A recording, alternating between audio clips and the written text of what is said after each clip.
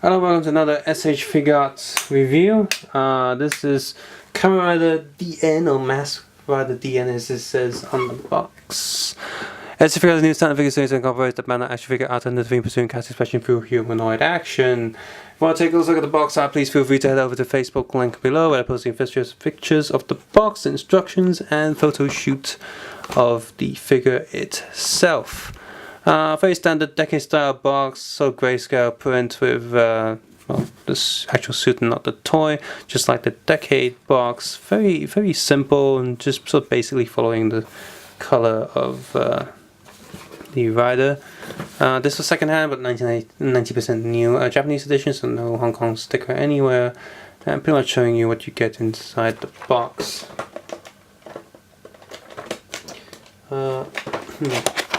So open it up.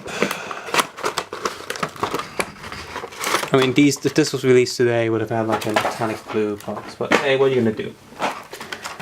Instructions are still intact. I'll just open that up. It's another baggie with tape. And in this case, it's actually necessary because he also comes with the little rider cards that the decade I have doesn't come with. The Violence in Motion decade does not have it, but normal decade has it.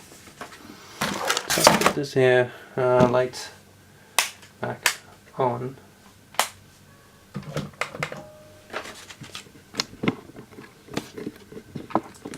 So inside this is QR code thing going on.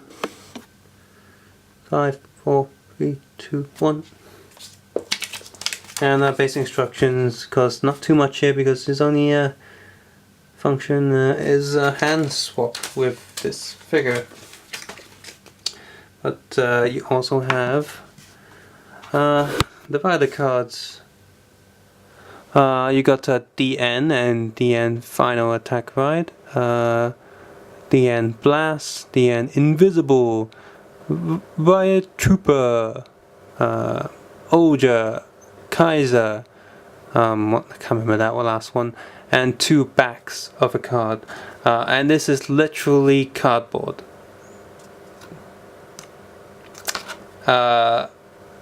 Completely cheap and worthless.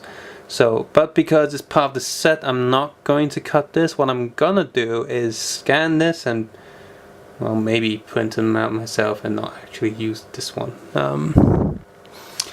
But as you take a closer look under my own eyes, the print is also very standard. Just feel like something from a magazine, cardboard. Very unlike the Ryuki riders that actually come with little laminated cards that you don't have to cut, and actually good quality, whereas here it's all just cardboard. So first I was like, when I got the Violent Emotion decade, I was like, oh no, I didn't come with the the cards and stuff, but now it's just, I don't really care about it anymore because it's crap.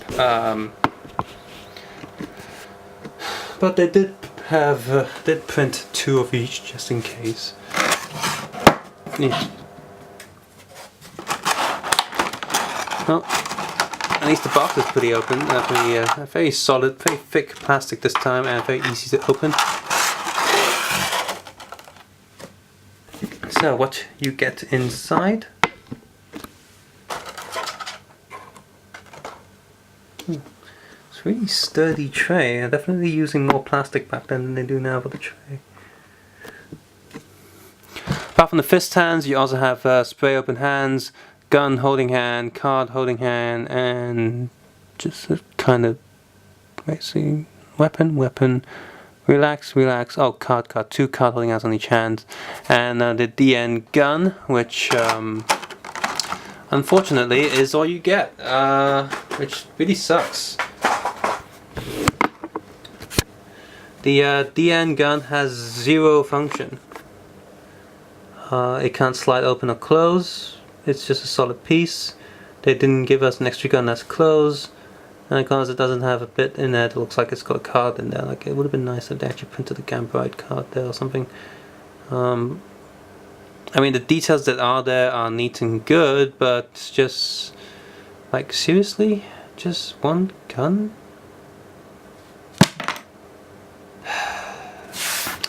I mean, this is the early days of SH Figuarts, where accessories seem a bit scarce, and it's really annoying. I really hope they don't bring out a reissue of DiEnd now, because I'll be pissed off.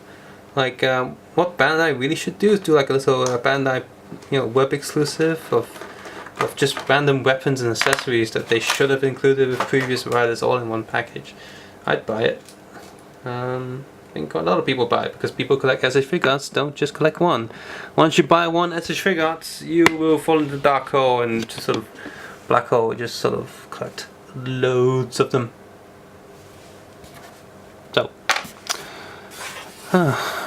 the end. I've gone rusty. Articulation. So up, not really down because its chin's in the way pretty much. Sideways, sideways. So sideways pretty good, and full rotation. Don't really see the back of DiEnd's helmet too much. It's pretty good. Pretty odd, very square. These plates are pretty solid, so don't push too hard on them because they might. It does feel like that it can snap if you try too hard. There's no compound eyes underneath. It's just a metallic paint, so it's metallic and shiny, but it's not actually transparent, just like it is. Like this actual suit is supposed to be transparent, but it's not here. And for an SH Figuarts, that's a sin. Shoulder pads also they really get in the way, and they really suck here in this department.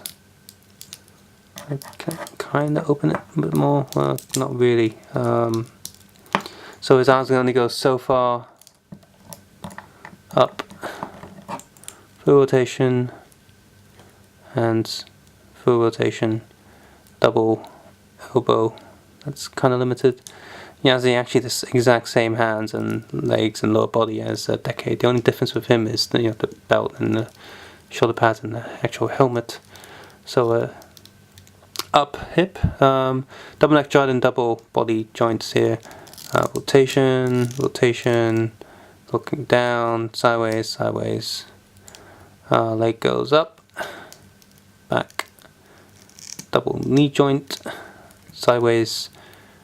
Die-cast feet is what it looks like underneath. Down, up, toe joint, full rotation. It's just on a peg really. And yeah, that's I guess you can count this as an articulation. So, molding and paint, Kamen DiEnd is actually pretty good. He represents the actual suit in the show pretty well. It's just that the hinges on the shoulder pads are really annoying and really restricts his articulation, and I don't like that at all. And but I mean, as a figure on its own, it's actually not bad. But having die-cast feet back in the early days of Figuarts is also pretty good thing. Like these days, you don't get die-cast feet, which is really annoying. I keep mentioning it, but with this one you do get it. Even though this is early days of SH Figuarts, like I said, he does look like it. Does look pretty accurate. I mean, his waist is pretty skinny, but which might be a bit of an issue. But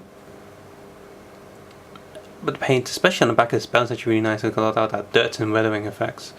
But what this figure really needs is actually more accessories. He needs actual plastic cards. He needs either the gun to close and open or have a closed version of the gun. And it would be nice if we also have a card holder to actually hold the cards, or either a closed card holder or a opened version of the card holder that you can do little swapsies.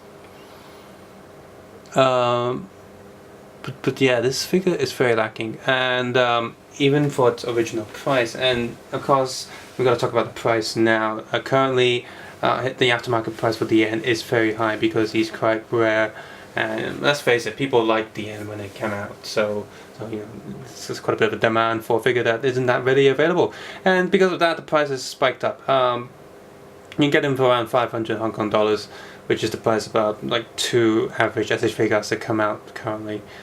So that's price quite a lot higher than the general SH Figuarts, and you're getting a lot less stuff for it. So in essence, he's really expensive for what you get, and I cannot recommend him to anyone unless you must have DiEnd. Unless you must have an SS Figuarts DiEnd.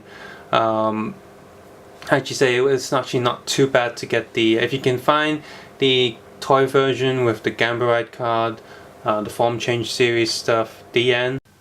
So really not worth the current price right now unless you must have all Decade Riders or you must have DiEnd.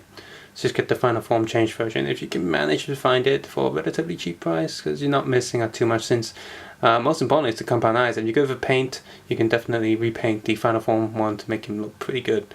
So subscribe, just comment below, and guys, take care and have a nice day.